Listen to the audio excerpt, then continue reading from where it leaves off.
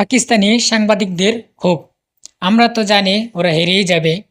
আজকের শেষ টি-20 নিয়ে পাকিস্তানের এক সাংবাদিক বেশ ক্ষোভ নিয়ে বললেন কথাটা। ইন্টারটেক্টিবল হোটেলে বিসিবি আয়োজিত নৈশভোজে ক্রিকেটাররা আসবেন, তাদের ছবি নেওয়ার অপেক্ষায় থাকতে থাকতেই কাল তিনি খুব ঝাড়লেন। এক সপ্তাহের বাংলাদেশ সফরে পাকিস্তানি দলের মধ্যে মাত্র একদিন অনুশীলন করা নিয়েও প্রথম 2 ম্যাচেই সিরিজ হেরে যাওয়া পাকিস্তান দল কালও ছিল বিশ্রামে ছিল তাদের ডবল ধুলাই করার সম্ভাবনার সামনে দাঁড়িয়ে থাকা বাংলাদেশও।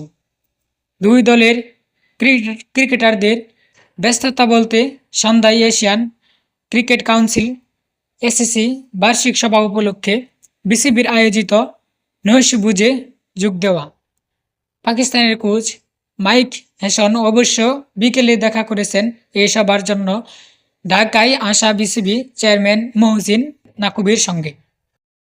পাকিস্তানকে ডবল ধুলাই করার স্বাদ বাংলাদেশ আগেও পেয়েছে। 2015 সালে ঘরের মাঠে ওয়ানডে আর গত বছর পাকিস্তানে গিয়ে প্রথম টেস্ট সিরিজ জয়কে বাংলাদেশ রূপ দিয়েছিল হোয়াইট ওয়াশে। এবার